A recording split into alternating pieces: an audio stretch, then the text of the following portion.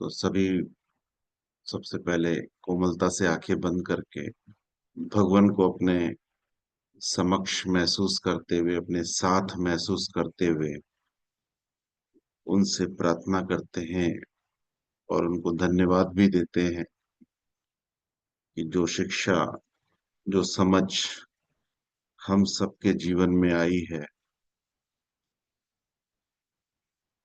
उसके दाता मात्र वही हैं। उनकी जो कृपा हमें मिली है, हम सबको मिल रही है, उसके माध्यम से हम सब निरंतर आगे बढ़ते रहें। उस देव ज्योति, उस देव कृपा को पाकर अपने हर कर्म, अपने हर व्यवहार को जांच परख कर अपने जीवन को आनंदित करते रहें, खुशनुमा बना के रखें। हर पल हमारी आत्मा का विकास ही हमारे लिए मुख्य हो। सदा उनका साथ हमें मिलता रहे और प्रत्येक समझ जो हमें मिल रही है साधनों के माध्यम से, पठन के माध्यम से, उसका हम पूरा पूरा लाभ ले सकें, ऐसी प्रार्थना है भगवान आपसे। सदा आपका साथ बना रहे। धन्यवाद। शुभ। तो कुछ दिन से हम गुरुवार के साधन में देवात्मा का परिचय का पठन कर रहे हैं, जो सत्यवान पी कर्नल जी द्वारा लिखित है। और वाकई उसके जो लेखों को पढ़ना होता है, जब उस पे चिंतन होता है, तो बात समझ में आती है कि भगवान ने जो भी शिक्षा मनुष्य जगत को समझाने का प्रयास किया है पुस्तकों के माध्यम से, खासतौर से देवशास्त्र के माध्यम से, वो कितनी जरूरी है प्रत्येक मनुष्य में आना। और ये पुस्तक खासतौर से उस सभी चारों देवशास्त्र का जो निचोड़ है इसमें, उस पे कितना चिंतन और कितना मंथन करने के बाद इसके प्रत्येक शब्द को, प्रत्येक पैराग्राफ को लिखा गया है। उसका पूरा अर्थ हम जब तक ना समझ जाएं, तो ऐसा लगता है कि कुछ अधूरापन रह गया है। आज उसकी भूमिका का पहला पैराग्राफ दोबारा पढ़ना हो रहा था, तो उसको एक बार दोबारा पढ़ते हैं। भूमिका का पहला पैराग्राफ। मनुष्य जीवन के लिए इससे बड़ा और कोई वरदान नहीं कि उसे किसी अपने से अति श्रेष्ठ आत्मा के साथ संपर्क, संगत और योग हो। भावुक सात्विक मनुष्य ऐसे उच्च संपर्क और संगत में अपने जीवन का अर्थ, मूल्य, सफलता और मोक्ष अनुभव करते हैं। उनका गान करते हैं, उनका मंगल मानते हैं। यह पुस्तक ऐसे सौभाग्यवान पाठकों के लिए लिखी गई है जो या तो अति अद्वितीय इष्ट देव की खोज में है, या ऐसे पाठकों के लिए है जिनको अति अद्वितीय इष्ट देव तो प्राप्त हैं, और वह उनके प्रति श्रेष्ठ जीवन को ज्यादा से ज्यादा समझने, सराहने और उसके साथ योग करने की प्रबल इच्छा रखते हैं। ये चंद लाइनें हैं जिसमें बहुत सारी चीजें स्पष्ट होती है कि अगर मनुष्य जीवन हमें मिला है, तो पहली बात तो ये है कि जब तक इस मनुष्य जीवन का, यानी मेरी मनुष्य आत्मा का किसी श्रेष्ठ आत्मा से संगम ना हो इस जीवन में, तब तक इसका विकास संभव नहीं है। क्योंकि जो विकास क्रम है उसमें हमें श्रेष्ठ होना है, ये तो क्लियर है कि हर चीज श्रेष्ठ होने के लिए है। लेकिन क्योंकि मानसिक योग्यता है, और मानसिक योग्यता किसी न किसी ट्रेनिंग से, किसी न किसी गाइडलाइन से ग्रोथ करती है। यानी किसी श्रेष्ठ आत्मा के साथ संगत, संपर्क हो, संगत हो, और उससे योग स्थापित हो। और इसमें भी एक जो मुख्य गुण बताया है कि भावुक सात्विक मनुष्य, जब भावुक सात्विक मनुष्य होते हैं वो उच्च संपर्क और संगत में अपने जीवन का अर्थ ढूंढ पाते हैं, और सही मूल्यांकन कर पाते हैं अपने जीवन का, और मोक्ष अनुभव कर पाते हैं। यानी जो भी श्रेष्ठ अवस्था है मनुष्य आत्मा की, वो तभी संभव है जब एक तो भावुक हृदय होना चाहिए। भावुक सात्विक यानी कुछ बेसिक गुण जो हमारे जीन्स से आते हैं, हमारे माता पिता के माध्यम से, हमारे दादा दादी के माध्यम से आते हैं, वो तो होते ही हैं। उनका विकास तब संभव है जब हम निर्मल हों, भावुक हों, हमारे में अहंकार ना हो। ये सबसे बड़ी रुकावट जो समझ में आती है वो अहंकार की है। कई बार कई पुस्तकों में यही सुनने को आया है कि जब तक अहंकार है तब तक आप कोई भी नई चीज को ग्रहण करने के, मतलब वो आपकी अवस्था ही नहीं बन पाएगी कोई नई चीज ग्रहण करने की। तो सबसे मुख्य चीज तो यही है कि हमारे में जब भी कोई अहंकार डेवलप हो, उसे हम पकड़ पाए, उसे हम समझ पाए कि ये मेरा अहंकार है। और जहां वो अहंकार आया नहीं कि वो रोक देगा, वो कहीं ना कहीं आपके विकास पथ पे बहुत बड़ी रुकावट डाल देगा। तो ये इस भूमिका से पढ़ के बहुत स्पष्ट हुआ कि इस पुस्तक को एक तो समझकर हम भगवान की शिक्षा को बहुत आसानी से जी सकते हैं, समझने में प्रयास लग सकता है, क्योंकि इसमें कई ऐसे पैराग्राफ हैं जिसपे हमें गहन चिंतन करना है, गहन विचार करना है। इसको सिर्फ एक साधन नहीं समझ के, एक सत्संग समझ के नहीं छोड़ देना है। इस पे पूरा मतलब ऐसा समझ में आता है कि ये एजुकेशन है, शिक्षा है। इसको शिक्षा की तरीके से ही समझना पड़ेगा। जब बिना नोट्स बनाए, बिना उस पे चिंतन करे, बिना उस पे होमवर्क किए हम इस पे आगे नहीं बढ़ सकते। जितना इनके विषयों को, इन जो भी चर्चा आती है इसमें, उसको जब तक हम उसमें नोट्स नहीं बनाएंगे, अपने उस पे काम नहीं करेंगे अपने खुद के जीवन पे, तब तक वो चीजें हम नहीं पकड़ पाएंगे, ऐसा मेरे को महसूस होता है। क्योंकि बार बार इस पुस्तक को पढ़ना हो रहा है और उसके पैराग्राफ पे चिंतन हो रहा है, तो समझ में आ रहा है कि हर बात के पीछे बहुत गहराई है। और हम सब आपस में जब इस विषयों को लेते हैं तो आपस में हम चर्चा भी करें इन पैराग्राफ्स पे। तो जैसा कि हम पिछले कुछ समय से मनुष्य और देवात्मा के शुभकर जीवन में अंतर को पढ़ रहे थे, उसमें हमने कई टॉपिक अभी तक चर्चा में लाए हैं, उसका श्रवण किया है, उसका चिंतन किया है। उम्मीद है हम सभी ने किया होगा। जिसमें हमने जो मुख्य विषय हैं, पवित्रता का अंतर, पूर्णता का अंतर, सुंदरता का अंतर, आधार का अंतर, विषय निष्ठा का अंतर, सत्यता का अंतर, सत्य ज्ञान उपार्जन का अंतर, वैज्ञानिक ज्ञान में अंतर, जो आज हम पढ़ेंगे, ये अंतिम अंतर है।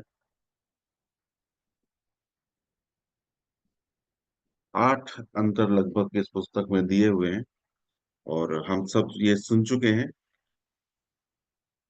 लेकिन ये पक्का तब होगा जब एक एक अंतर को हम दोबारा पढ़ेंगे। पिछले हफ्ते इसका पीडीएफ भी शेयर किया गया था पूरी पुस्तक का, उसका प्रिंट आउट हम निकाल सकते हैं अगर जिसके पास पुस्तक ना हो। लेकिन ऐसा मेरे को लगता है कि अगर इस पुस्तक पे विस्तार पूर्वक हर कोई पर्सनली इसको कोर्स समझ के इस पे अध्ययन करेगा, एक एक टॉपिक पर, तो ज्यादा हम और गहराई से जान पाएंगे। और जितना गहराई से जानेंगे उतनी हमारी समझ बढ़ेगी, और समझ बढ़ने के साथ वो क्रिया में आना आसान होता है। तो जो आज हम सबको सौभाग्य मिला है कि भगवान की शिक्षा हमारे समक्ष है, हम उस पे नियमित रूप से काम कर रहे हैं।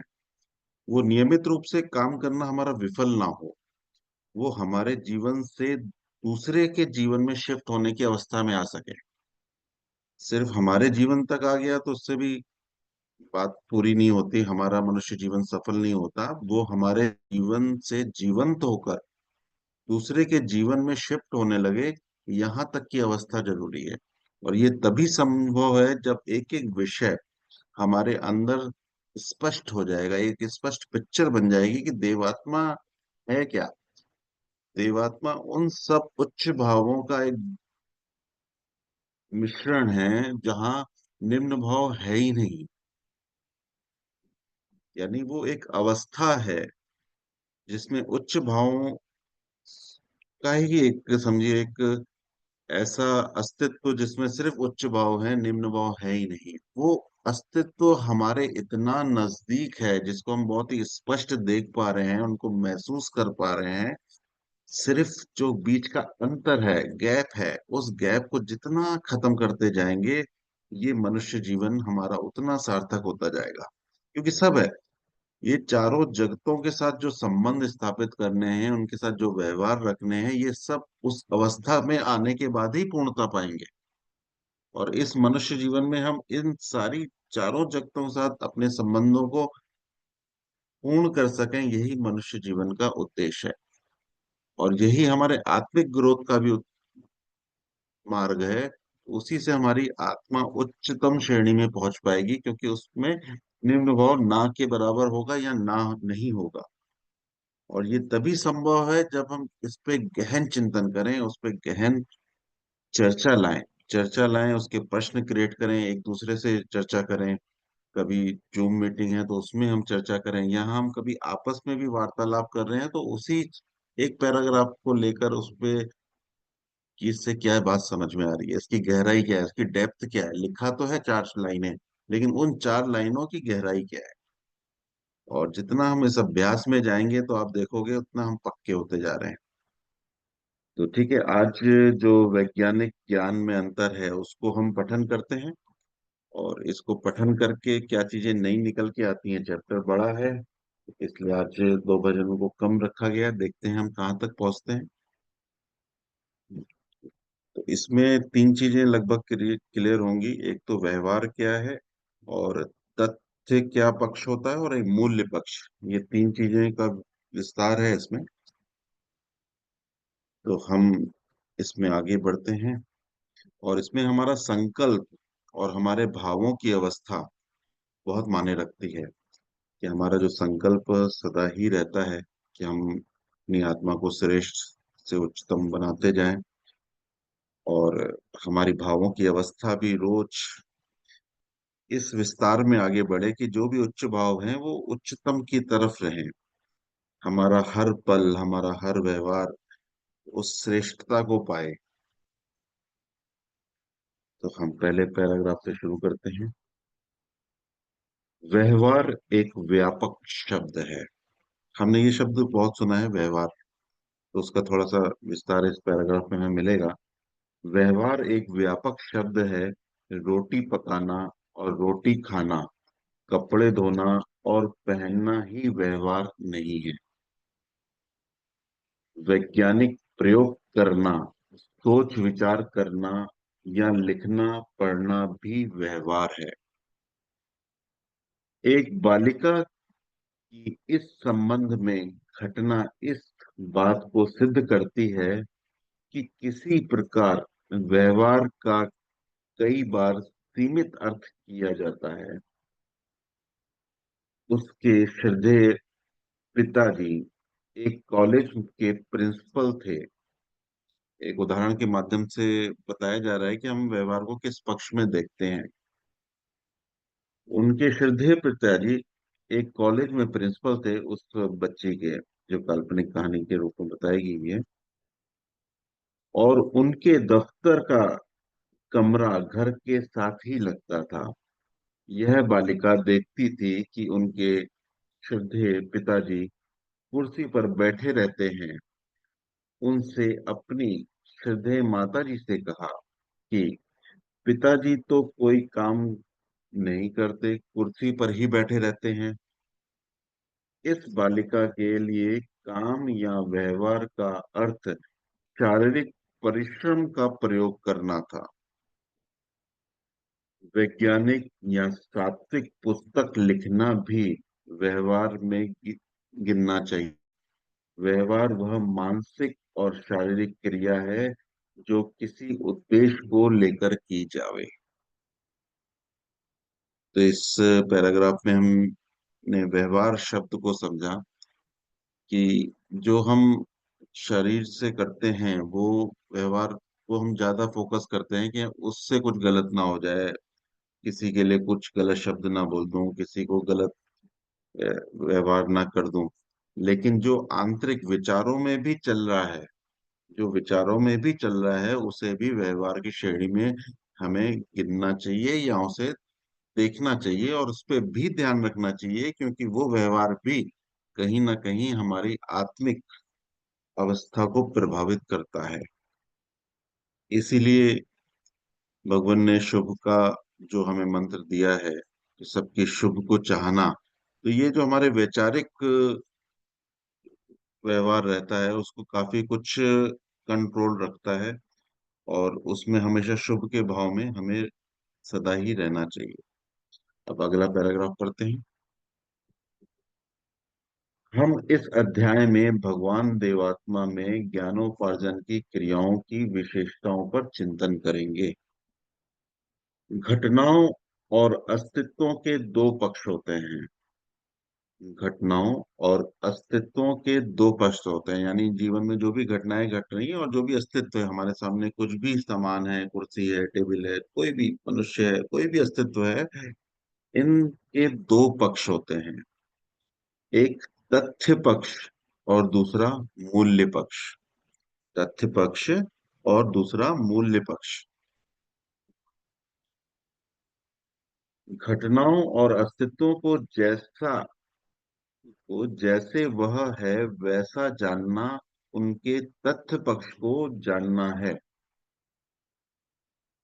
कोई भी घटना है या कोई भी अस्तित्व है उसको जैसा है वैसा दिख रहा है अगर, तो उसको वैसा आप जानते हो। जैसा एग्जांपल आगे दिया है, उदाहरण, किसी कुर्सी के बारे में यह ठीक ठीक जानना कि उसकी चार टांगे हैं, कि इनकी बैठक है, भूरा रंग है, उसकी टांगों की लंबाई 5 इंच है, यह सब कुर्सी के तथ्य रूप का ज्ञान है। प्रत्येक प्रत्यक्षवाद विज्ञान घटनाओं और अस्तित्वों के तथ्य पक्ष जानने का नाम है। यह ज्ञान बहुत कठिन ज्ञान है। इस ज्ञान के लिए विशेष विधियों के प्रयोग की आवश्यकता है। इस विधियों के जानने और उसका विकास करने में सदियों लग गई हैं। ये जो विकास क्रम है ना, जो मनुष्य आया, फिर मनुष्य ने धीरे धीरे सामान क्रिएट किए, तो ये उस तरफ इशारा किया गया है कि उसको उस दिशा में, उस रूप में, जैसे कुर्सी भी बनने में कितना टाइम लगा होगा। आप अगर देखें तो पहिया कितने समय पहले आ गया था, लेकिन बैगों में भी पहिया लग सकता है, जो हम आजकल ट्रेनों में ले जाते हैं ना अपने बैग। पहले तो कूली की व्यवस्था रहती थी, पहिया बैगों में भी लगाया जा सकता है। इसमें भी बहुत बड़ा गैप था, पहिया तो बहुत पहले आ गया था, लेकिन वो पहिए का छोटा रूप बैगों में लग सकता है। यानी धीरे धीरे धीरे धीरे विज्ञान ने उन दिशाओं में काम किया और उसके इस्तेमाल को हमारे सामने लाया। तो ये सब सदियों के विकास के साथ चीजें आई। 17वीं शताब्दी में वैज्ञानिक विधियों का आविष्कार हुआ और घटनाओं और अस्तित्वों के तथ्य के पक्ष में ज्ञान के द्वार खुलने लगे। इन वैज्ञानिक विधियों से पहले जिन विधियों का प्रयोग किया गया, उस उनसे घटनाओं और अस्तित्वों का तथ्य पक्ष छुपा रहा। पहले पहल मनुष्य ने घटनाओं के तथ्य पक्ष को अपने अहम के नमूने पर अध्ययन किया। हमारी क्रियाएं हमारे मन पर स्थित हैं, वह मन के कारण है। उदाहरण, हम किसी जगह जाना चाहते हैं तो हम चलने की क्रिया करते हैं। चलने की क्रिया मन के कारण है। इस इसी प्रकार हम किसी को हानि पहुंचाने की क्रिया करते हैं। यह मन के क्रोध व द्वेष के कारण होता है। हम किसी की सहायक हम किसी की सहायता की क्रिया करते हैं तो यह हमारे मन की सहानुभूति और प्रेम के कारण होती है। मनुष्य ने नेचर की घटनाओं को अपनी क्रियाओं के नमूने पर वर्णन किया। मनुष्य ने नेचर की घटनाओं का अपनी क्रियाओं के नमूने पर वर्णन किया। ये पिछले का बता रहे हैं कि किस प्रकार मनुष्य ने अपने मन की क्रियाओं को पहले अपना सोचता है ना, कि मैं कुछ काम करता हूँ तो पहले मन में विचार आता है, उसके बाद वो क्रियाएं होती हैं। तो इसमें ये आगे इशारा हो रहा है कि मनुष्य ने अपनी ही क्रियाओं को नेचर के घटनाओं पर भी उसको जोड़ा। जैसे कि वर्षा की घटना ही ले लीजिए।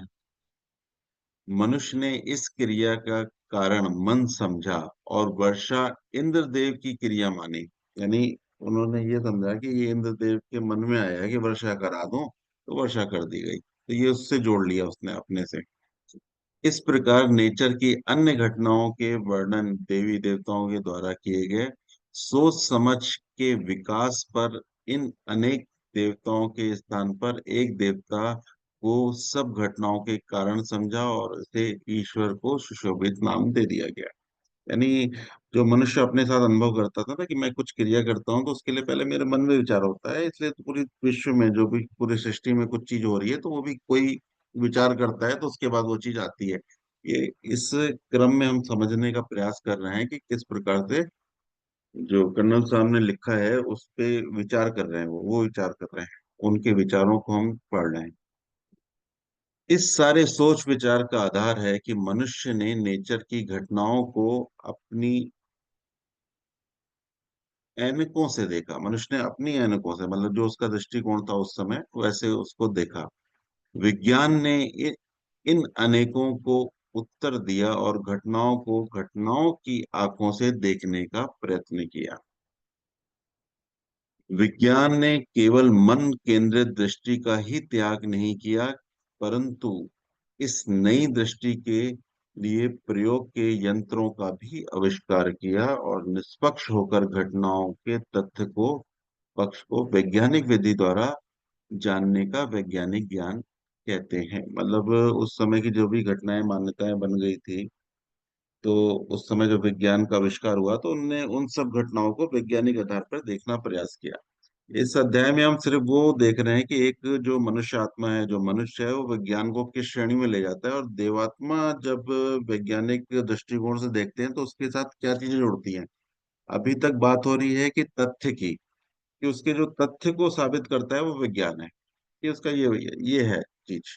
लेकिन अब उसमें जो दूसरा एक शब्द हमारे साथ आया था, मूल्य पक्ष, उसको आगे धीरे धीरे वो जुड़ता जाएगा, तो उसको आगे हम पढ़ते हैं। वैज्ञानिक ज्ञान की घटनाओं का तथ्य पक्ष भली भांति बताना है, परंतु घटनाओं और अस्तित्वों का केवल तथ्य पक्ष ही नहीं, मूल्य पक्ष भी है। यहाँ से एक चिंतन करने वाला विषय आ जाता है कि जो सिर्फ तथ्य ही पक्ष नहीं है, उसका मूल्य पक्ष भी है। दो जन एक कुर्सी के प्रति वही वास्तविक ज्ञान रखते हैं, अर्थात वह कुर्सी की लंबाई चौड़ाई ऊंचाई रंग के बारे में सहमत हो सकते हैं, परंतु हो सकता है वह उसकी सुंदरता पक्ष के बारे में सहमत ना हो। यानी जो उसका तथ्य है, उसकी साइज है, उसका रंग है, उसमें तो सहमत हो सकते हैं, लेकिन उसकी सुंदरता का पक्ष, यानी ये सुंदरता क्या आ गई, उसके मूल्य, उसकी वैल्यू पे आ गया, सुंदरता पक्ष के बारे में सहमत ना हो। एक जन इस कुर्सी को सुंदर समझे और दूसरा जन उसी कुर्सी को कुरूप समझे। कुर्सी के सुंदर पक्ष को समझने के लिए सुंदरता का बोध जरूरी है।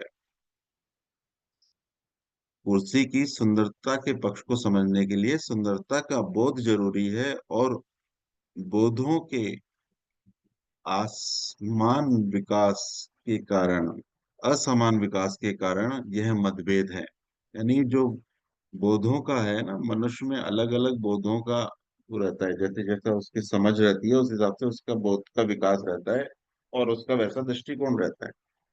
इसलिए तथ्य तो एक दिख सकता है, लेकिन उसका जो मूल्य है वो अलग अलग हो सकता है। बोधों के असमान विकास के कारण यह मतभेद है। यह गलत है कि कुर्सी का मूल्य पक्ष नहीं, केवल तथ्य पक्ष ही है, और मूल्य पक्ष केवल हमारे मन में है, और यह अस्तित्व का गुण नहीं है। जैसे अस्तित्वों के तथ्य पक्ष के संबंध में भिन्न भिन्न विचार इस बात का प्रमाण नहीं कि अस्तित्वों का कोई गुण नहीं, उसी प्रकार अस्तित्वों के मूल्य पक्ष के प्रति भिन्नता इस बात का प्रमाण नहीं कि चीजों की में सुंदरता और कुरूपता का स्वभाव नहीं है। यानी चीजों में सुंदरता और कुरूप का भी स्वभाव है। विज्ञान घटनाओं और अस्तित्वों के मूल्य पक्ष से विमुख रहा है। विज्ञान घटनाओं और अस्तित्वों के मूल्य पक्ष से विमुख रहा है। उसने उसको घटनाओं और अस्तित्वों के वर्णन में कोई जगह नहीं दी और यह घोषित किया कि घटनाओं और अस्तित्वों का केवल तथ्य पक्ष है और मूल्य का पक्ष केवल मन की रचना है। इसलिए वैज्ञानिक ज्ञान अपूर्ण ज्ञान है। इसलिए वैज्ञानिक ज्ञान अपूर्ण ज्ञान है क्योंकि यह ज्ञान घटनाओं और अस्तित्वों के हित और अहित, सुंदरता और कुरूपता के पक्ष के बारे में कोई वर्णन नहीं करता। डार्विन का विकासवाद लीजिए। डार्विन ने विकास की घटनाओं का शुभ और अशुभ की दृष्टि से कोई अध्ययन नहीं किया। डार्विन ने घटनाओं का शुभ और अशुभ की दृष्टि से कोई अध्ययन नहीं किया, केवल तथ्य पक्ष से ही किया। विज्ञान जितना भी होगा ना, वो तथ्य पक्ष पे ही ज्यादा काम करता है, उसको भावों से मतलब नहीं है। तो यहाँ एक जो अंतर हम की तरफ जा रहे हैं ना, अंतर को समझ रहे हैं कि विज्ञान भी एक शब्द बोलते हैं कि भगवान देवात्मा वैज्ञानिक गुरु हैं। तो उस वैज्ञानिक गुरु में भी एक विशेषता जुड़ी हुई है, वो चीज समझने का हम प्रयास कर रहे हैं कि एक मनुष्य आत्मा विज्ञान को किस परिभाषा में लेता है, या आज की तारीख में जो साइंस है किसी भी घटना का एक तथ्य रूप तो प्रस्तुत कर देता है कि ये घटना इस कारण से हुई। उसके पीछे का जो भाव पक्ष है वो मिसिंग हो जाता है। उसका सिद्धांत यह है कि जातियों के जीन में इत्तेफाकी उत्परिवर्तन होता रहता है, जिसके फलस्वरूप जातियों में गुण का अंतर हो जाता है। ये डार्विन का जो सिद्धांत था, उसमें जातियों में जो जीन से इत्तेफाकी परिवर्तन होता रहता है, जो परिवर्तन आता है जातियों में अलग अलग, उसके फलस्वरूप जातियों में गुणों का अंतर हो जाता है। जो गुण एक दूसरे से बदल जाते हैं वो इत्तेफाकन हो जाता है, ऐसा डार्विन के उसमें बताया गया है। जिन जातियों में ऐसे गुण पैदा हो जाते हैं जो उनके जीवित रहने में सहायक हों, वे जातियां आगे चलती हैं, और जिन जातियों में ऐसे गुण पैदा हो जाते हैं जो जीवित रहने में सहायक नहीं होते, वे जातियां मृत्यु को प्राप्त हो जाती हैं। यानी वो जो बोल रहे हैं कि कभी परिवर्तन हो जाता है, कभी नहीं होता, और कोई जीवित रह जाता है, कोई खत्म हो जाता है, इस प्रकार की उनकी परिभाषा रही है। नए गुणों का उदय होना और इसके फलस्वरूप नई जातियों का विकास होना मूल्यों के आदर्श से निर्देशित नहीं होता। यानी उसमें वो बताया गया है साइंस के आधार पे कि वो भावों का उसमें रोल नहीं है, मूल्यों का रोल नहीं है, वो परिवर्तन सब कहीं से ही हो जाता है। उपयोगी या अनुपयोगी सहायक असहायक गुणों के उदय होने के कारण तो हैं, परंतु यह कारण आदर्श या मूल्यबद्ध नहीं है। विकास का विशाल कार्य क्षेत्र मूल्यों से कोई संबंध नहीं रखता। ये ऐसा उन्होंने डार्विन की थ्योरी में बताया है। डार्विन ने अपने विकासवाद को केवल परिवर्तनवाद ही समझा। जिस प्रकार जड़ पदार्थ कुछ हालात में जुड़ जाते हैं और कुछ हालात में छिन्न भिन्न हो जाते हैं, इसी प्रकार जीवन क्षेत्र में भी होता है। मनोविज्ञान भी मन की क्रियाओं का तथ्य पक्ष अध्ययन करता है। वह मन की क्रियाओं का मूल्यों का वर्णन नहीं करता।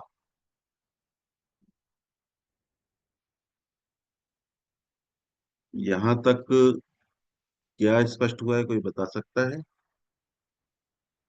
शब्दावली कठिन है, विषय समझने योग्य है। इसका बार बार जब चिंतन मनन होता है तो चीजें पकड़ में आती हैं। तो क्या कंफ्यूजन क्रिएट हो रहा है, कोई बता पाएगा? या क्या क्लियरिटी मिल रही है कि हम इस विषय को क्यों सुन रहे हैं?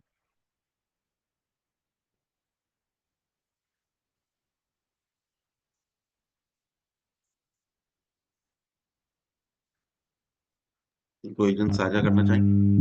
जी। श्रीमान जी, मुझे तो इतना समझ आया कि जैसे तो पहले की अगर आपने वो कुछ ज्ञान उपार्जन करना है, कुछ कोई भी विकास लाभ करना है, तो उसके लिए तो आपका जो हृदय है वो सात्विक और भावुक होना चाहिए। तो जी। आप तो आप उच्च जीवन में विकास कर सकते हैं, ये एक पहली शर्त रख दी। जी। और दूसरा ये है कि जो हम व्यवहार करते हैं, तो शरीर से व्यवहार करते हैं कि हमें किसी को गलत नहीं बोलना है, अच्छा बोलना है, सही रहना है, उसके साथ अच्छे रहना है। लेकिन मन के अंदर जो है, वो जो अंतर्द्वंद होता है, जो अलग भाषा हमारे अंदर चलती है, तो उसको बंद करना है। वो अगर बंद नहीं होगी, तो फिर वो बाहर का व्यवहार आप कुछ दिन तो छुपा सकते हैं, लेकिन जी। उसके बाद वो जो व्यवहार है वो आपका सामने आ ही जाएगा। ये मुझे समझ आया। और जी। एक ये कि जैसे आपने बताया कि एक मूल्य, जैसे एक कुर्सी आप देख रहे हैं, उसको नाप सकते हैं, ये इतने डायामीटर है, ये है, बाहर का रूप उसका देख सकते हैं। लेकिन उसका एक सुंदरता कि उसको किस तरीके से बनाया गया है, कैसे है, उसके पास बैठ के आपको कितना कंफर्टेबल लग रहा है, कितना है जो उसके बाकी के मूल्य हैं, जब हम उनको भी अनुभव करके साथ चलते हैं, तो हम उसके सौंदर्य का को मतलब वो देते हैं, अपने अंदर से उसको महसूस करते हैं।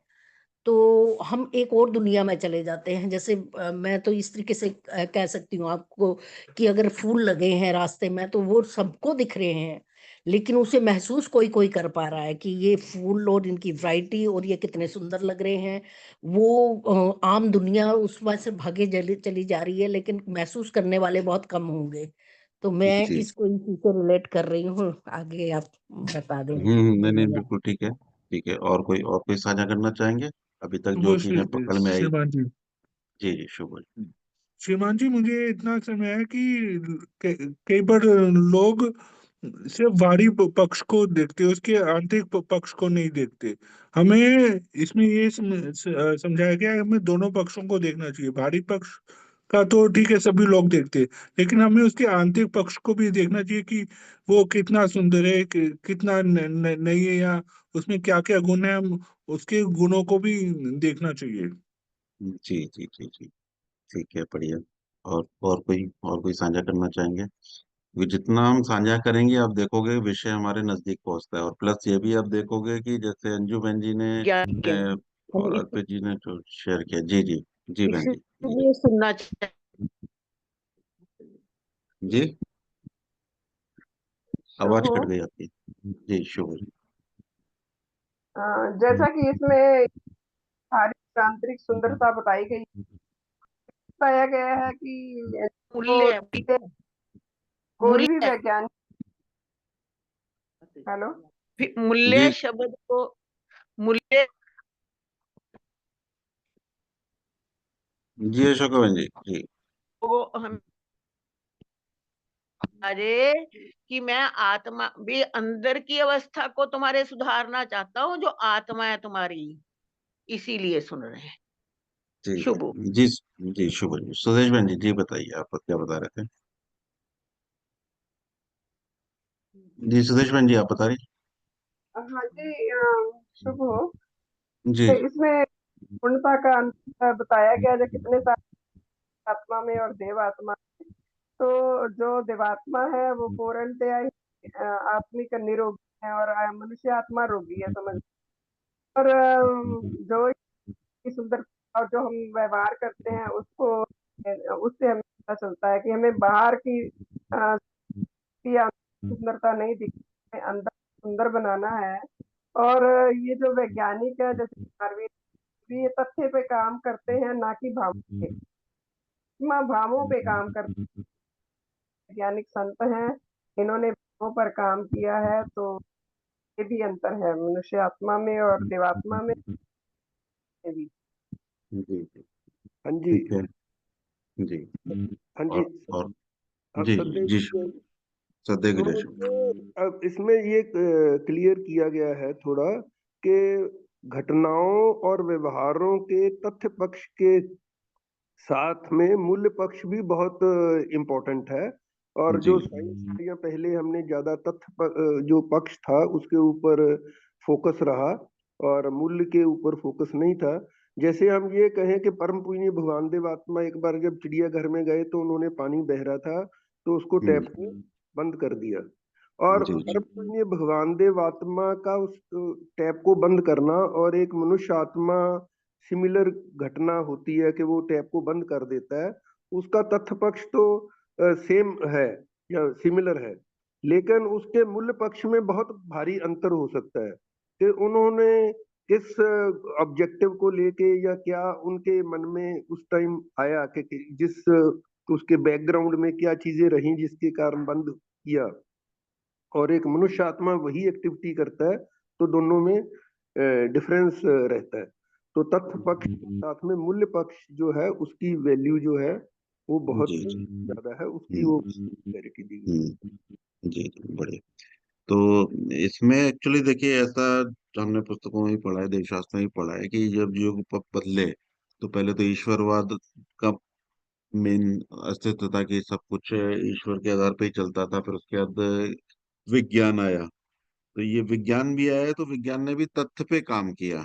और ईश्वर जब आया तो उसने मान्यताओं पे काम किया ईश्वरवाद में, जैसा बताया था इसी अभी जो हम लेख पहले पढ़ रहे थे कि कैसे मन की घटनाओं को ईश्वर पे डाल दिया गया है कि कोई ईश्वर है जो उसके मन में आता है तो वो करता है। तो ये पक्ष खत्म हुआ तो विज्ञान ने उसके उदाहरण प्रस्तुत करने चालू किए। भैया वो पानी ऐसे नहीं आया, किसी ने सोचा और पानी आ गया, उसका तो एक वैज्ञानिक विधि है। पानी पहले ऊपर गया, वो फिर उसके बाद बादल बना, फिर वो बरसा, फिर ऐसा उसने विज्ञान ने अपना तथ्य प्रस्तुत कर दिया। तो अभी तक ये दो विचार थे, जब तक भगवान देवात्मा की खोजें सामने नहीं आई थी, जब तक उनकी शिक्षा नहीं आई थी, तब तक ये दो पक्ष चल रहे थे। फिर उसके बाद जैसे ही बात आई कि एक भाव होते हैं, बोध होता है, आपकी समझ होती है और आपका एक दृष्टिकोण होता है जिसके आधार पर उसके मूल्यांकन, मतलब कोई भी चीज है, कोई भी अस्तित्व है, चारों जगत भी हैं, तो जब तक आप उसके, एक तो तथ्य पक्ष दिख रहा है कि ये वनस्पति जगत है, फिर उसके बाद धीरे धीरे आप उसको महसूस कर रहे हो कि उसका उपयोग क्या है, उसको रक्षा क्यों करनी है, वो हमारे लिए कितना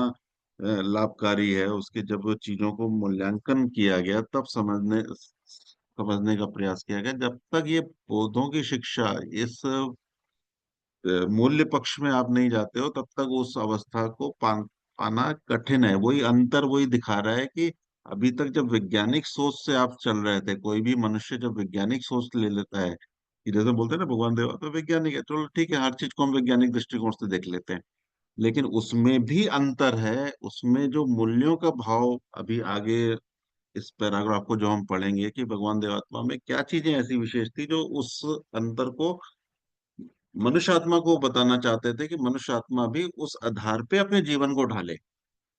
भगवान देवात्मा का तो जीवन उस आधार पे चल ही रहा था, लेकिन वो सिर्फ आने वाले जो जन हैं, जो मनुष्य आत्मा है, जो इस अज्ञान में चल रहे हैं कि सिर्फ तथ्य से मतलब नहीं है, आपने गाड़ी इस्तेमाल कर ली, कार इस्तेमाल कर ली, उससे मतलब नहीं है, उससे आपने कितना उपयोग किया और कितना दुरुपयोग किया ये आपको समझ में आ जाना चाहिए। जब तक आप उस भावों के आधार पे नहीं सोचोगे, उस मूल्यों के आधार पे नहीं सोचोगे कि किसका मूल्य कैसा क्या है। तो इसमें हम इसके एक पैराग्राफ को और पढ़ते हैं, तो जिससे और चीजें हमारी स्पष्ट होती जाएंगी। इसमें संदेह नहीं है कि घटनाओं और अस्तित्वों के हित अहित संबंधी पक्ष निरंतर वैज्ञानिक ज्ञान को अपूर्ण बना देता है। इसमें संदेह नहीं है कि घटनाओं और अस्तित्वों के हित और अहित संबंधी पक्ष, यानी देखिए इसमें घटनाओं और अस्तित्वों के हित और अहित संबंधी पक्ष वैज्ञानिक ज्ञान को अपूर्ण बना देता है। यदि जातीय के विकास के मूल्य पक्ष को छोड़ दिया जाए तो इस बात का कोई संतोषजनक वर्णन नहीं मिलता कि जातीय और विकास लगातार इस तरकीब से क्यों हुआ कि जिसमें मनुष्य का विकास हो। जब जातियों का परिवर्तन बिना किसी लक्ष्य के है तो भिन्न भिन्न जातियों का भिन्न भिन्न समय में एक और झुकाव का कैसा वर्णन किया जा सकता है। समाज संबंधी विज्ञान मूल्य संबंधी पक्ष में निरादर में सफल नहीं रहते। वह इस पक्ष के वर्णन को नए शब्दों द्वारा छुपाने की कोशिश करते हैं। मनोविज्ञान मनोवैज्ञानिक मानसिक स्वास्थ्य की बातें करते हैं।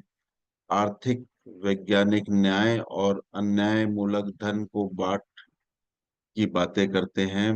मानसिक स्वास्थ्य मन के हित और अहित के संबंध रखता है। ठीक बात न्याय के हित में मतलब अलग अलग तरीके से उसका सोल्यूशन निकाल देते हैं, लेकिन उस पक्ष में कोई नहीं जाता जो कि भगवान देवात्मा ने प्रयास किया है वो शिक्षा में आए, वो चलन में आए।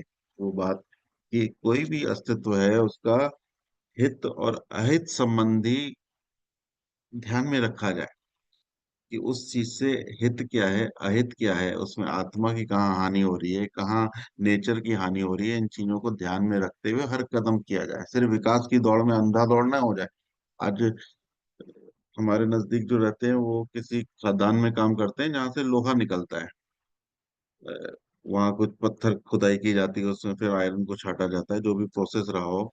तो मैंने बोला ये तो बड़े बड़े वहाँ विस्फोट और गड्ढे वगैरह हो जाते हैं। बोला हाँ वो तो गांव वालों के बहुत काम आ रहे हैं, वहाँ पानी इकट्ठा हो जाता है तो खेती में काम आ रहा है। तो बहुत सारी चीजें हैं जो विकास को लेकर की जाती हैं, लेकिन उससे नेचर का कितना नुकसान हो रहा है उस पर इतना नहीं सोचा जाता, क्योंकि बस वो ये तथ्य पे जा रहे हैं, तथ्य जा रहे हैं लोहा चाहिए। लोहे का इस्तेमाल है विकास में, बिल्डिंगें बन रही हैं सब में लोहा लग रहा है। लेकिन उसका मूल्य क्या है, उसको धरती से निकाल कर धरती की क्या हानि हो रही है उस पे शोध नहीं हो रहे, या उस समझ पे कार्य नहीं हो रहा। अब इसमें जो भगवान देवात्मा का दृष्टिकोण है वो आगे देखते हैं। घटनाओं और अस्तित्वों के दोनों ही पक्ष हैं। इसमें ज्ञान के लिए बौद्धिक और हित संबंधी बोध चाहिए। इसमें ज्ञान के लिए बौद्धिक और हित संबंधी बोध चाहिए।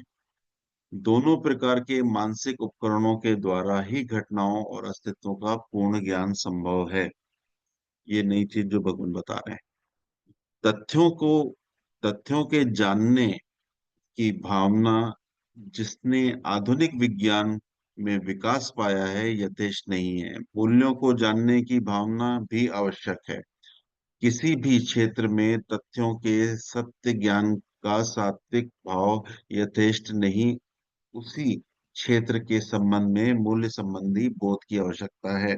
इसको हम आसपास की चीजों में अप्लाई करें। मेरे आसपास गिलास रखा है, गिलास का रूप क्या है, उसका मूल्य क्या है, उसकी उपयोगिता क्या है। ये छोटी छोटी चीजों में ये विषय हमें लग रहा है कि ये बड़े लोगों का है या बहुत साइंटिस्ट के लिए है या बहुत बड़े परिवर्तन के लिए नहीं। आपके आसपास जो छोटी छोटी चीजें हैं ना, उसके प्रति भी अगर वो बोध जाग जाता है ना, तो उसका मूल्य मेरे लिए बढ़ जाता है। कोई पेन मेरे लिए उपयोगी है, किस प्रकार उपयोगी है, किस प्रकार मेरी सहायता करता है। कोई पुस्तक है जिसको मैं पढ़ रहा हूँ, वो उसका मूल्य क्या है तो पन्ने, उसमें भी शब्द लिखे हुए हैं, लेकिन वो शब्द मेरे जीवन में क्या काम कर सकते हैं, इसके आधार पर अगर हम देखेंगे तो ये सब्जेक्ट हम मेरे से जुड़ा हुआ दिखेगा। केवल यही नहीं कि यह दोनों मानसिक उपकरण होने चाहिए, परंतु यह दोनों एक ही मात्रा में गहरे होने चाहिए।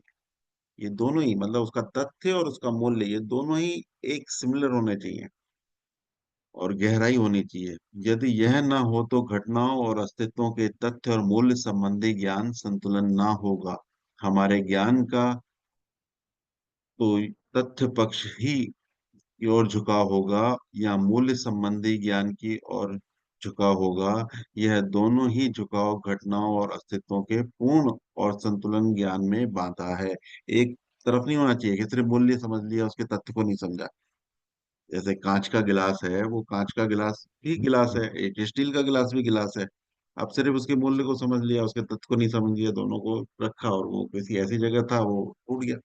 यानी दोनों का संतुलन होना चाहिए कि क्या है उसका तथ्य, क्या है और उसका मूल्य क्या है। अब इसमें अगला लास्ट पैरा है, भगवान देवात्मा में दोनों प्रकार के मानसिक उपकरण हैं।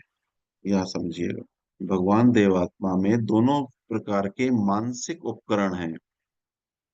उनमें सत्य अनुराग पूर्ण रूप में है। इसलिए उन्होंने आत्मा के तथ्य पक्ष को जानने के लिए वैज्ञानिक निष्पक्षता और वैज्ञानिक विधि को पूर्ण रूप से अपनाया।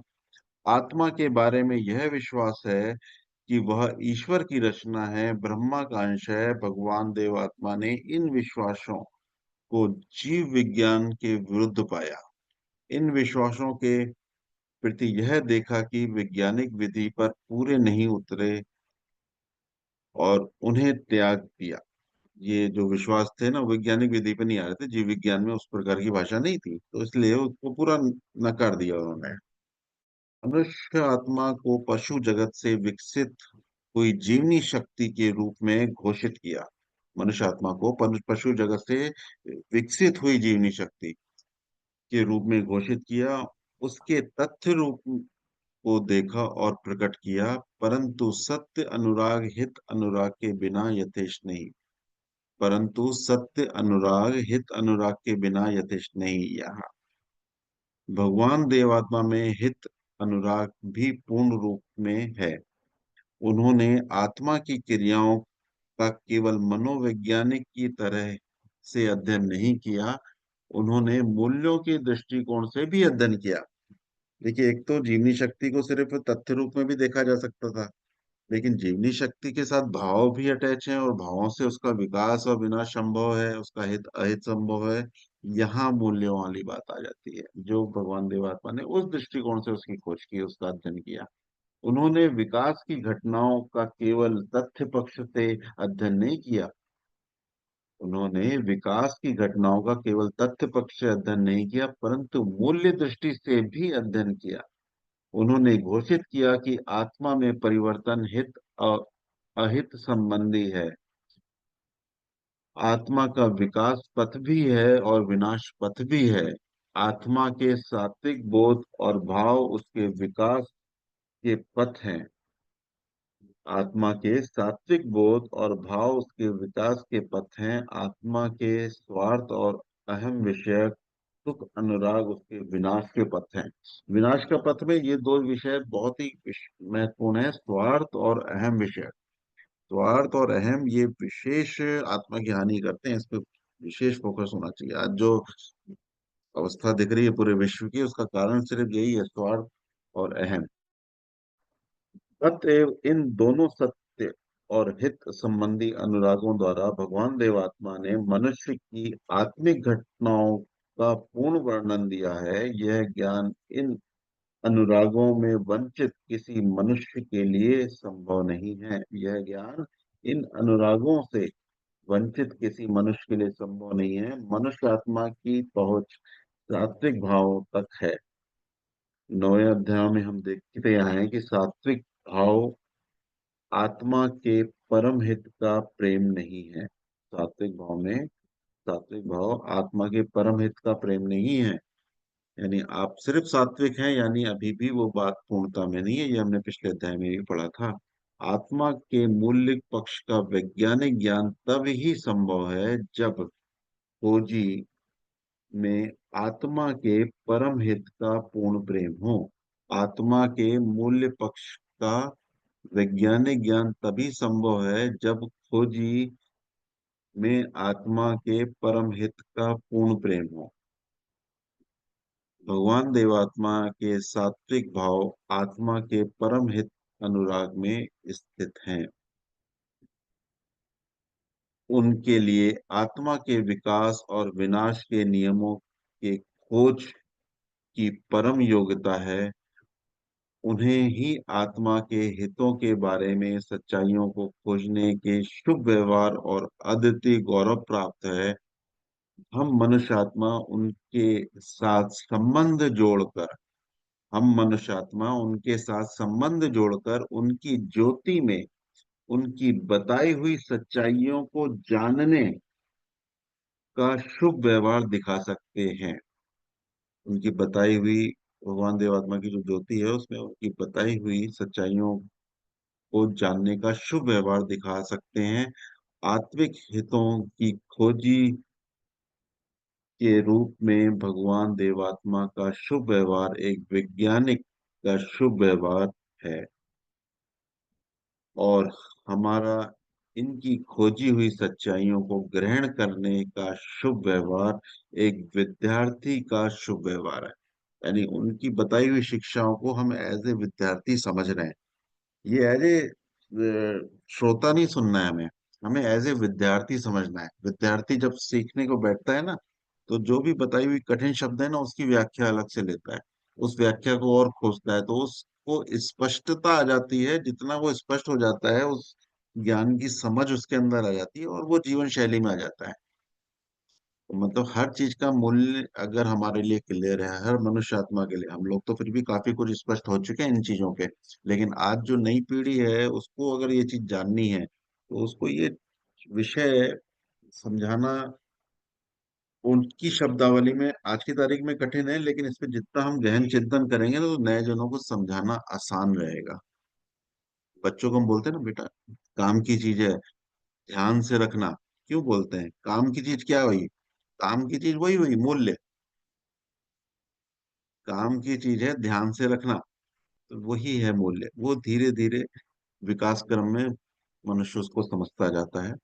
तो ये चैप्टर यहाँ अंतर वाला खत्म हुआ, लेकिन विषय गहरा है और जरूरी है।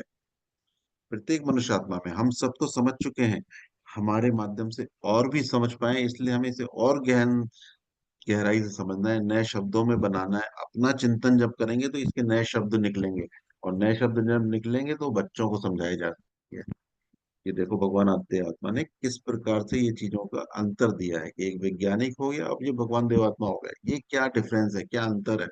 तो बहुत बहुत धन्यवाद। इस चैप्टर को हमने यहाँ सुना, समझा, और खुद का भी प्रयास हम करते रहें, क्योंकि गहराई है। बार बार सुनेंगे, पढ़ेंगे, तो और बेहतर जान पाएंगे और जीवंत कर पाएंगे, हमारे जीवनों से निकल पाएगा। तो बहुत बहुत धन्यवाद आज के सत्र के लिए। श्रीमान जी, बिल्कुल आगे आप देखें। मैम जी, मैं एक घटना जी से और इसको थोड़ा सा रिलेट करना चाहती हूँ जी जी ताकि और भी अच्छे से समझ आ जाए। अभी कुछ लोग रजिस्ट्री करवाने गए थे कोर्ट में, और 1 करोड़ रुपया उनके पास था, और कुछ लुटेरे आए, उन्होंने तुरंत उसको लूट के भाग गए। अब वो सबसे बड़ी बात है कि वो जानकार होंगे कि इनके पास ये पैसा है और ये आज रजिस्ट्री करवाने जा रहे हैं। जी जी। तो इसमें उनके मन में ये भाव पनपा कि वो रजिस्ट्री कराने जा रहा है, इसके पास पैसा है, हड़पने का बहुत अच्छा मौका है। हम्म, और इसकी जगह अगर भगवान देवात्मा के भाव होते या हमारे थ्रू होते, या भगवान देवात्मा के अपने ही, मैं बता देती हूँ कि उनके ही हैं, तो वो क्या करते कि वो प्रार्थना करते कि ये निष्कंटक, मतलब कोई ये बंदा जा रहा है अपना काम करने, इसके पास इतना पैसा है, तो ये इतने अच्छे से ले जाके इसका काम हो जाए कि कोई रुकावट ना आए। जैसे कि उन्होंने वो गायें जो कटने के लिए जा रही थी उनके लिए प्रार्थना करी थी, तो वो ऐसे प्रार्थना करते। तो इंसान के भाव इस तरीके से बदलते हैं। मनुष्य आत्मा और भगवान देवात्मा में ये अंतर है। भगवान देवात्मा हमें वो बोध देते हैं कि हम भी ये इतनी अवस्था में आ चुके हैं कि ये गलत काम करने से हमारी आत्मा की हानि होती है। तो हम भी चाहे हमारी हृदय की गति, जो भाव थे वो भगवान देवात्मा से कम होंगे, लेकिन हम कम से कम ये तो अब समझ गए हैं कि प्रार्थना कर देंगे कि अगर हमें भी पता हो कि ये काम होने जा रहा है और इतना बंदे के पास पैसा है, तो हम भी इतनी प्रेयर हमारी कामयाब होती है या नहीं होती वो तो बाद की बात है, लेकिन इतना तो कह देंगे कि हाँ ये ठीक ठाक हो जाए, तो उससे हम ये महसूस करेंगे कि मेरी आत्मा उच्च भावों में आई है, मेरी आत्मा का विकास हुआ है, और मेरी आत्मा को कोई हानि नहीं पहुंची है, इसलिए क्योंकि उसको ब्लेस किया है कि उसका काम सही से हो जाए। तो वो दोनों अंतर हैं। एक ने ये सोच लिया कि ये मौका है इसको हड़पने का और मैं इसको लूट लेता हूँ, वो लूट के ले गया। तो ये अंतर जो है मुझे लगता है, आगे आप बताएं। धन्यवाद। हेलो श्रीमान जी, जी जी। टाइम हो चुका है, 1 मिनट मैं लेना चाहता हूँ जी इसी जी। चीज को और क्लेरिफाई करने के लिए। कुछ एक मैं आर्टिकल्स पढ़ रहा था कि शरद सुमन एसपी कनल जी की कोई आर्टिकल्स पहले थे टाइम टू टाइम, उसकी कंपाइलेशन करके 3-4 बुक्स बनाई थी सलमान के योग वोरा जी ने, Gems of Thought, sequel to Gems of Thought, ऐसे करके 4-5 बुक्स हैं। उनमें से कई आर्टिकल हैं, एक आर्टिकल मैं पढ़ रहा था उसमें ये चीज बहुत क्लियरली आती है। 2 टाइप की जैसे वैल्यूज हैं, एक प्रूडेंशियल वैल्यूज हैं कि जो एक समझ के हिसाब से जो है एक वो वाली वैल्यूज है, एक उसकी इंट्रिंसिक वैल्यूज है। फिर उसमें एग्जांपल के तौर पर जैसे honesty is the best policy, ईमानदारी जो है एक अच्छी पॉलिसी है। और इसकी जो प्रूडेंशियल वैल्यूज है वो ये हो सकती हैं कि अगर कोई कंपनी या अगर कोई शॉपकीपर इस पॉलिसी को अडॉप्ट करता है तो लोगों का विश्वास उस दुकान या उस बिजनेस पर बढ़ जाता है, तो उसकी सेल बढ़ जाएगी, उसकी प्रॉफिट बढ़ जाएगा, तो उसको फायदा होगा। तो ऑनेस्टी की ये उसके लिए वैल्यूज को एम्फेसाइज किया गया है। इवन महात्मा गांधी ने भी honesty is the best policy बताया कि भी आपके लिए अच्छी है, इस चीज को अडॉप्ट करिए।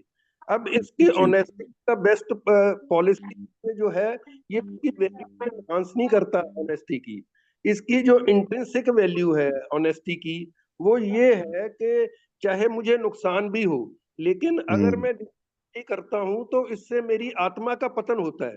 तो उसकी आत्मा की जो है उसके साथ इसको रिलेट किया गया है, इसको ऑनेस्टी को, इंटीग्रिटी को, वैल्यूज को, कि उसकी वैल्यूज बढ़ जाती है अगर हम आत्मिक पतन या आत्मिक विकास के साथ इन चीजों को रिलेट करते हैं, तो उसकी वैल्यू रिफ्लेक्ट होती है। अब जी अगर जी। कि आत्मा के साथ रिलेट करते हैं तो चाहे मेरा पूरा बिजनेस लुट जाए या मेरा पूरा बिजनेस बंद हो जाए, but I must you know with honesty. तो वो उसकी इंट्रिंसिक वैल्यू को रिफ्लेक्ट करती है यहाँ पर उसकी ऑनेस्टी। तो बहुत अच्छी उसमें आर्टिकल में ना इस चीज की क्लैरिफिकेशन दी गई है। हाँ सही बात है। सही बात है। ये चीजें ऐसी है कि जैसे कई लोग लिखते भी हैं अपनी दुकान में कि मेरे यहाँ शुद्ध चीजें मिलती हैं, तो कारण उसका रहता है कि ग्राहकी बढ़े उसकी। अ, उसका लिखने का कारण ये रहता है। हाँ ठीक है, स्पष्ट होता है, सभी को स्पष्ट हुआ होगा ये बात कि किस शशि प्रकार से हमें जी शुभ। हाँ जी, मैं भी कहना चाहती हूँ उस दिन की बात को कि मैं 2-3 दिन के बाद गई थी उस स्टोर में, तो मैंने एक लेडी से पूछा कि यहाँ का मैनेजर कौन है? वो कहती मैं ही हूँ। तो मैंने उसे सारी बात बताई, वो कहती you fine, you are fine. तो जैसे ना मन से एक बोझ सा उतर गया। फिर वो जैसे ही चीजें खरीद के रजिस्टर पे गई, तो उस लेडी मैं 2 केचप की बोतल ले गई कि 2 स्कैन करके एक उसको बोल दूंगी कि ये हम नहीं खरीद रहे, कि ऐसा करके हमारे से ये हुआ था। वो कहती हाँ हाँ हुआ था, मैंने ही वो बोतल उठाई थी। कहती it's okay, it happens all the time over here. तो चाहे उन दोनों ने दिल से माफ कर दिया, और यहाँ का सिस्टम भी ऐसा ही है कि कोई बात नहीं, नुकसान हो गया तो, लेकिन नुकसान जो हुआ है उसके पीछे जो कारण और कमियां और जो जो उस चीज की वजह से कितनों की मेहनतें बेकार हुई, वो बात तो लगती है। लेकिन मैंने बताया था कि मैं जाकर बताऊंगी। तो इस तरह मेरा मन का बोझ बहुत हल्का हुआ। पर जो नुकसान हुआ वो तो है ही, कि जी जी। नुकसान तो हुआ है ना। और आपकी इस घटना से बाकी जनों को भी काफी प्रेरणाएं मिली हैं। प्रेरणा मिलती हाँ है कि फिर बाद में कई बार फल मिलता है, कोई ना कोई जुड़ता है। बहुत अच्छा किया जी, बहुत बहुत धन्यवाद। बहुत सुंदर घटना है, बहुत आपने बहुत अच्छा प्रचोर किया, भगवान की महिमा को वहां तक लेकर गई, उन तक। देखिए आगे मोटिव भी क्या था पीछे आपका। बहुत सुंदर, बहुत बहुत धन्यवाद बहन जी आपका। शुभ हो, भला हो। धन्यवाद, बहुत बहुत धन्यवाद, शुभ हो। तो प्यारे धर्म साथियों, आज राजेश मानी जी ने देवात्मा का परिचय श्रद्धेय काका जी की लिखी हुई पुस्तक पढ़कर हमें सुनाई। ये पुस्तक मेरी जो फेवरेट बुक्स है, भगवान देवात्मा की जीवन गाथा, उनके ग्रंथ के बाद जो फेवरेट बुक्स हैं दुनिया में, उनमें से एक ये है कि मैंने इसको अनेकों बार पढ़ा है जितने बार पढ़ा है उतने बार आत्म तृप्ति हुई है, उतने बार ज्ञान में बढ़ोतरी हुई है, उतने बार सुंदर चीज उभर कर आई है, उतने बार इतना उच्च रस मिला है, उतने बार उच्च प्रेरणा मिली है कि सही करने की, सार्थ करने की। भगवान की कृपा से जो एक बात स्पष्ट हुई है वो ये कि दुनिया में जो भी अस्तित्व अंदर से और बाहर से जितना शुद्ध पवित्र रहता है, जब तक शुद्ध पवित्र रहता है तब तक उसके सुरक्षित रहने की, उसके बचे रहने की, उसकी आयु लंबी होने की, उसका बेहतर काम करके अपने जीवन से दुनिया को बेहतर योगदान देने की क्षमता बनी रहती है, बढ़ती रहती है। और जो ही हमारे अंदर मैल आने लग जाती है वो हमें मृत्यु की ओर, विनाश क्रम की ओर ले जाने लगती है। तो बहुत सुंदर, काफी कठिन भी है पुस्तक, लेकिन बहुत मजेदार है। जब समझ आने लग जाती है ना तब जाके रस आता है। तो बहुत धन्यवाद श्रीमान जी आपका। तो आपके आज के पठन से मैं भी सॉरी थोड़ा टाइम तो हो जाएगा, 2-1 मिनट लूंगा, ज्यादा नहीं। मुझे भी जो अनुभव हुआ है कि पूज्य भगवान ने जो हमें धर्म का ज्ञान दिया है, उसकी जो वैल्यूज हैं, वैल्यूज का मतलब किसी किसी अस्तित्व के अंदर आंतरिक पक्ष का, उसके अंदर से वो कितना गुणवान है, कितना उच्च गुणों से सुसज्जित है, और कितना वो विकारों से लेस है। जितना वो विकारों से वंचित है, जितना उच्च गुणों से सुसज्जित है, उतनी उसके मूल्य है। मूल्यों का, मूल्य शब्द जो है वो गुणवत्ता के साथ है, ना कि मुझे पहले यही लगता था मूल्य का मतलब दाम, किसी चीज के कितने पैसे की है। मूल्य पैसे से नहीं, उसके आंतरिक पक्ष से उसको समझा जा सकता है। तो बहुत ही सुंदर है। मेरे आगे एक दृष्टांत आ रहा था कि पत्थर पत्थर से बेजान अस्तित्वों से, पत्थर से समझें कि वनस्पति जगत पैदा हुआ, तो पत्थर में भी शक्ति है, वनस्पति जगत में भी शक्ति है। पत्थर में शक्ति बेजान शक्ति है, वनस्पति जगत में जानदार शक्ति है, वो जीवित है। वनस्पति जगत अपने जैसे नए पौधे सृजित कर सकता है, पत्थर नया पत्थर पैदा नहीं कर सकता। तो आप देखिए उसके अंदर बेजान शक्ति है, वनस्पति जगत में जानदार शक्ति है। तो जानदार शक्ति विकास की दृष्टि से बेजान शक्ति से कितनी आगे चली गई, उसका आंतरिक पक्ष कितना वैल्यूएबल हो गया। और वनस्पति जगत के बाद पशु जगत है। पशु जगत की जो जीवनी शक्ति है वो वनस्पति जगत से भी कहीं ज्यादा वैल्यूएबल है, कहीं ज्यादा विकसित अवस्था में है। पशु बोल सकते हैं, पशु दुखी हो सकते हैं, पशु खुश हो सकते हैं, गर्मी लगे तो भागकर छाया में बैठ सकते हैं, और सर्दी लगे तो धूप में बैठ सकते हैं, अपनी जान बचाने के लिए दूर भाग सकते हैं, अपने प्राण बचाने के लिए अपने शत्रु को ऊपर हमला करके उसको मार भी सकते हैं। वनस्पति जगत ये नहीं कर सकता, पत्थर ने ये नहीं कर सकता। और मनुष्य जगत आया। मनुष्य जगत की जो जीवनी शक्ति है वो पत्थर से जगत से भी, बेजान जगत से भी, वनस्पति जगत से भी, पशु जगत से भी कहीं ज्यादा विकसित अवस्था में है। जितनी हमारी अवस्था विकसित होगी उतना हम वैल्यूएबल हैं, उतने हम गुणों से ज्यादा संपन्न हैं, उतने हमारे जीवन की रक्षा और विकास की संभावनाएं अधिक हैं। और भगवान देवात्मा जैसा नेचर एक बेस्ट मॉडल बनाना चाहती थी कि मनुष्य कैसा होना चाहिए, वो भगवान देवात्मा है। भगवान देवात्मा के बाहरी पक्ष को देख लें, उनके आंतरिक पक्ष को देख लें, उनकी मनोवृत्तियों को देख लें, उनके स्वभाव को देख लें, उनके अनुरागों को देख लें। सत्य अनुराग देवात्मा के अतिरिक्त मैंने आज तक बिल्कुल नहीं सुना भी किसी के अंदर सत्य का अनुराग हो। सम्मान तो बहुतों में मिल जाता है, सत्य का सम्मान करते हैं, कई कई बार बहुत ज्यादा करते हैं, लेकिन सत्य के प्रत्येक पक्ष का अनुरागी होना, ये बेस्ट जो वैल्यू है देवात्मा में, नेचर के उच्च परिवर्तन विषयक विकास क्रम के माध्यम से, उनके वंशी जनों के माध्यम से आई। और भगवान ना बताते तो हमें पता ही नहीं चलना था सारी दुनिया को। भगवान के अंदर शुभ अनुराग है, प्रत्येक अस्तित्व का जिस जिस पक्ष में शुभ हो सकता है, भला हो सकता है, वो गहरा अनुराग रखते हैं, समझ रखते हैं, योग्यता रखते हैं, तड़प रखते हैं, योग भला करना चाहते हैं। ऐसा व्यक्ति और कोई मुझे तो आज तक कहीं नहीं मिला, ना कहीं मैंने पुस्तक में पढ़ा, ना किसी से सुना, जैसे देवात्मा है। और भगवान देवात्मा फरमाते हैं कि देवात्मा जो उच्चतम आध्यात्मिक सौंदर्य है, देवात्मा उसका मूर्त रूप है। सत्य और शुभ के आधार पर जो सुंदरता पैदा होती है, जो उच्च मेल पैदा होता है, जो उच्च गुणवत्ता पैदा होती है, जो ऐसा जीवन सबके लिए वरदान बन जाता है, भगवान हमें वो बनाना चाहते हैं। तो बहुत बहुत धन्यवाद, इतना मूल्यवान विषय छेड़ा आपने। तो बहुत ही कमाल का विषय है, बहुत ही आनंद, जब सुनने में इतना आनंद आता है। अगर ये जब गुण हमारे अंदर उतर आएंगे तो फिर हमारी क्या हालत होगी, कितना हमारा जीवन अपने लिए और औरों के लिए वरदान बन जाएगा, बन सकता है। तो भगवान की कृपा से हमें यही तो मिल रहा है आनंद, और यही तो हमने प्रभाव पाने के लिए यहाँ आते हैं। तो बहुत बहुत धन्यवाद, बहुत सुंदर उद्बोधन और बहुत सुंदर ये ग्रंथ। मैं तो चाहूंगा कि सबके पास होना चाहिए। सॉफ्ट कॉपी मिल सकती है, जब भी श्रीमान जी पाठ शुरू करें तो अपना निकाल लो। जिसके पास तो हार्ड कॉपी है तो हार्ड निकाले, ज्यादा अच्छा है, नहीं तो सॉफ्ट कॉपी तो ले ही सकते हैं। तो मेरे पास भी है, मैं भी भेज सकता हूँ अगर कोई चाहे तो। तो बहुत बहुत धन्यवाद, सबका शुभ हो, सबका भला हो, शुभ कामना करके आज के साधन को विराम देंगे। हे परम पूजनीय सतदेव श्रीदेव गुरु भगवान, आप अद्वितीय धर्म जगत के, अद्वितीय धर्म भवन के अद्वितीय शिल्पी हैं।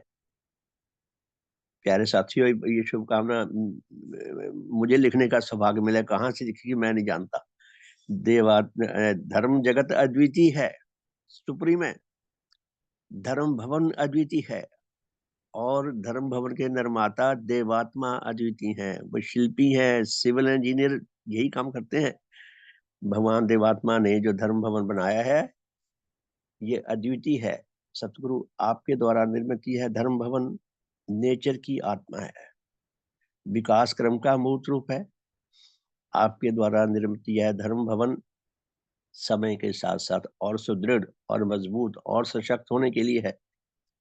शेष सारे भवन दुर्बल होकर, जर्जर होकर, टूट कर गिर जाते हैं, लेकिन धर्म भवन समय के साथ साथ और मजबूत होगा। एकदम विपरीत दिशा इसकी सबसे। भगवान आपके द्वारा निर्मित यह धर्म भवन सच्चे धर्माकांक्षी आत्माओं के लिए अति सुंदर, अति हितकर, अति कल्याणकारी, उच्च रस प्रदान करने वाला, हमारे जीवन मार्ग को प्रशस्त करने वाला, उस मार्ग पर हम चल सकें उसके लिए हमें आध्यात्मिक बल प्रदान करने वाला स्थायी आश्रय स्थल है। भगवान आपने अपने इस धर्म भवन में, आपने अपने इस धर्म जगत में हमें ग्रहण करके, हमें प्रविष्टि प्रदान करके हम पर बहुत कृपा की है, हम पर बहुत एहसान किया है। आपको जितना धन्यवाद दें उतना कम है, आप पर जितना बलिहार जाए उतने कम है। हे सतगुरु, आप धन्य हैं, आप धन्य हैं, आप धन्य हैं, आप धन्य हैं। हे भगवान, आपका सब प्रकार से शुभ हो, सब प्रकार से हित हो, सब प्रकार से मंगल हो, सब प्रकार से कल्याण हो। आपके परम श्रद्धेय माता पिता, दादा दादी, नाना नानी तथा अन्य सब महान पूर्वजों का शुभ हो। आपके सब वंशीजनों का, आपके सब सांसारिक संबंधियों का, आपके सेवक सेविकाओं का, आपके श्रद्धावानों का, आपके अनुयायियों का, आपके विश्वासियों का, आपके अनुरागियों का, हमारे इस लोकवासी तथा परलोकवासी सब धर्म साथियों का, उन सब के पूर्वजों का, उन सब के वंशीजनों का, उन सब के सांसारिक संबंधियों का, उन सब के दोस्तों, मित्रों, शुभ चिंतकों का भले का मार्ग प्रशस्त हो, शुभ का मार्ग प्रशस्त हो। हे हमारे आध्यात्मिक धर्म पिता, हमारे श्रद्धेय माता पिता, दादा दादी, नाना नानी तथा अन्य सब पूर्वजों का, हमारे इस लोकवासी तथा पुलोकवासी सब भाई बहनों का, उनके परिवारों का, उनके बच्चों का, उनके नाती पोतों का, हमारे सब वंशीजनों का, हमारे सब सांसारिक संबंधियों का, मनुष्य जगत का, पशु जगत का, वनस्पति जगत का, भौतिक जगत का, सबका भले का मार्ग प्रशस्त हो, शुभ का मार्ग प्रशस्त हो। हे सतगुरु, विश्व में जहाँ जहाँ कहीं अधिकारी आत्मा पात्र जन वर्तमान है, उन सब तक आपके देव प्रभाव शीघ्र से शीघ्र पहुंच सके, उन सब के भले का मार्ग प्रशस्त हो सके, हमारे धर्म संबंधियों की गणना में अधिक से अधिक वृद्धि हो, सारे मनुष्य जगत को आपके विज्ञान मूल धर्म की छत्र छाया में आकर जीवन व्यतीत करने का, आपके महान समाज में सेवा करने का, अपने जीवन को सफल करने का, सार्थक करने का, अपना सच्चा आत्म कल्याण लाभ करने का, आपकी महिमा को उपलब्ध करके सारे विश्व में फैलाकर आपकी प्रसन्नता लाभ करने का सौभाग्य प्राप्त हो। हे भगवान, हे सतगुरु, काश नेचर में कोई ऐसी विधि विकसित हो सके जिससे अनाधिकारी आत्मा भी अधिकारी बन सके, उन सबके भले का मार्ग भी प्रशस्त हो सके। सबका शुभ हो, सबका हित हो, सबका मंगल हो, सबका कल्याण हो। भगवान देवात्मा की जय। भगवान देवात्मा की जय। भगवान देवात्मा की जय। भगवान देवात्मा की जय। सबका शुभ हो, सबका हित हो, सबका मंगल हो, सबका कल्याण हो। हमारी यह मंगल यात्रा सदा सदा चलती रहे, ऐसी शुभ कामना किया करें हम सब मिलकर या अकेले अकेले में, कि हमारी ये मंगल यात्रा निरंतर चलती रहे, सदा सदा चलती रहे, इसमें कभी कोई व्यवधान ना आए और सारे मनुष्य जगत को इस धर्म यात्रा में जुड़कर सच्चा आत्म कल्याण लाभ करने का परम सौभाग्य प्राप्त हो सके। हम सब में उच्च मेल आए, उच्च एकता आए, उच्च प्रेम आए। भगवान की अपार करुणा, अपार कृपा हम पर निरंतर बरस रही है। हम उसका अधिक से अधिक सदुपयोग करके अपने मनुष्य जीवन को सफल करने, सार्थक करने, औरों के लिए अधिक से अधिक हितकर बनने और अपना सच्चा आत्म कल्याण कर लाभ करने के योग्य हो सके। मैं ऐसा कर सकूं, आप सब ऐसा कर सकें। सबका शुभ हो, सबका हित हो, सबका मंगल हो, सबका कल्याण हो। सबका बहुत बहुत धन्यवाद।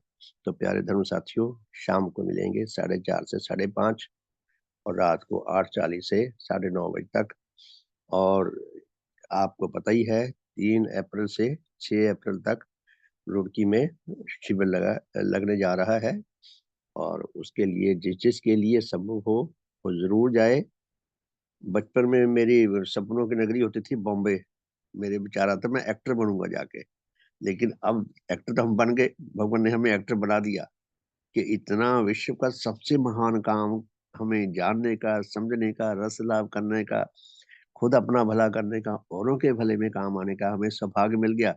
तो मेरी यह सपनों की नगरी है रुड़की, भगवान के देव तीरथ श्री अकबरपुर, सोलन और लाहौर। देखो कभी लाहौर का ऐसा नेचर के विकास में ऐसे भी हालात बन सकते हैं। तो प्यारे साथियों, सबका शुभ हो, सबका भला हो। तो रुड़की में 3 अप्रैल से 6 अप्रैल तक शिविर लगेगा। 3 अप्रैल दोपहर के बाद साधन होगा, तो आप सब वहां पहुंच सकते हैं। अपने पहुंचने की सूचना दें ताकि प्रबंधकर्ताओं को प्रबंध करने में सुविधा रहे। तो सबका शुभ हो, सबका भला हो। बहुत बहुत धन्यवाद। फिर शाम को मिलती हैं जी 4:30 बजे। सुप्रभात। बहुत बहुत धन्यवाद जी।